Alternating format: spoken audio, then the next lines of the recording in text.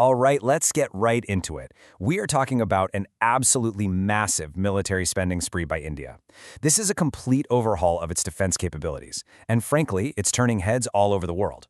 So, what's really driving this push? Let's break it all down. First off, you just have to get a sense of the sheer scale we're dealing with here. In just a single fiscal year, that's the government's 12-month accounting period, India has given the green light to defense proposals worth a staggering 6.73 trillion rupees. And look, this isn't just your typical budget bump. This is a statement of intent on a truly historic scale. And hey, don't just take my word for it. This quote from a military expert, it just perfectly captures the shockwaves this is sending through the defense community. It tells you just how big, how unusual this level of spending really is. So here's the thing you've got to understand. This isn't just about buying one or two flashy items.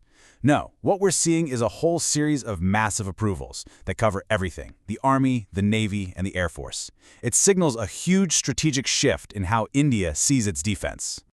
Now, to put that huge rupee number into a more global perspective, it works out to about 71 billion US dollars.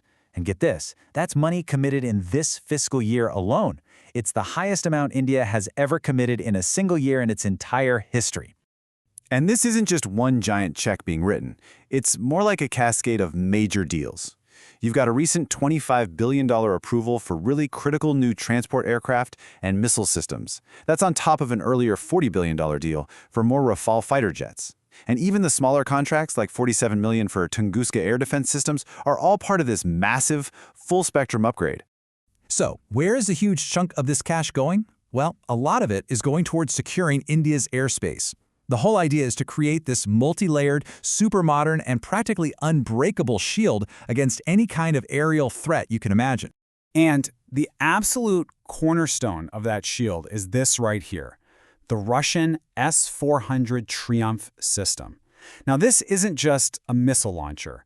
It's a highly sophisticated, integrated air defense system that basically creates a protective bubble over huge areas. And you know, what this thing can do is just, wow. We're talking about a massive range, up to 400 kilometers.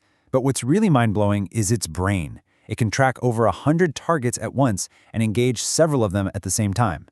This makes it a defense against pretty much everything from fighter jets to cruise missiles and even ballistic missiles. It is a true game changer.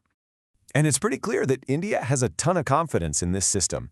They had already ordered 5 squadrons. That's an entire unit of these systems. 3 are already on the ground and working. Now, they've just approved the purchase of 5 more squadrons. That is a huge vote of confidence. But you know, defense isn't just about stopping things from coming in. It's also about being able to move your own stuff around. So India is also moving to replace its old fleet of AN-32 transport planes. These have been the workhorses of the Air Force for decades, and replacing them is critical for moving troops and supplies quickly. So, what are the options on the table? Well, the main contenders are Brazil's Embraer C-390, Europe's Airbus A400M, and the American classic, the Lockheed Martin C-130J. As you can see, they all offer different payload capacities, from about 21 tons all the way up to 37. This gives planners a lot of choice to fill that specific 18 to 30-ton capability gap they're aiming for. Okay, let's shift our focus from the skies and bring it down to the ground, because there's an equally massive transformation happening with the Indian Army's artillery, giving it a serious boost in firepower. Say hello to the Dhanush. This gun is a really key piece of the Army's plan to standardize its artillery. See, for years, they used a whole bunch of different calibers, which, as you can imagine, was a logistical nightmare. The goal now is to move towards a single, powerful 155mm standard. It simplifies everything from ammo to spare parts, and the Dhanush is leading that charge. And its specs are pretty impressive. We're talking a range of about 38 kilometers, and it can fire off a burst of 3 rounds in just 15 seconds. But here's the really important part. It's self-propelled. It can cruise down a road at 80 kilometers per hour, which allows it to fire and then get out of there fast. A tactic they call shoot and scoot, and it's absolutely crucial in modern warfare. And we're not talking about just a handful of these things. The government has cleared the purchase of 300 additional Dhanush units. This isn't some small-scale test run. This is a full-on modernization of the Army's core firepower. Now, this next part is absolutely critical to understanding the bigger picture here.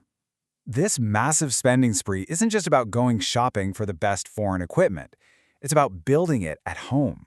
At its core, this is all about long-term strategic independence.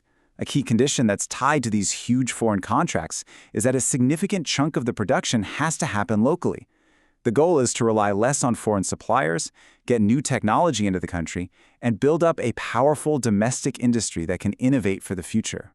The Rafale jet deal is a perfect example of this policy in action. For this $40 billion purchase, the plan is for a whopping 80% of the manufacturing to happen in India. Just think about that for a second. The technology transfer, the jobs, the boost to the local manufacturing ecosystem, it's huge.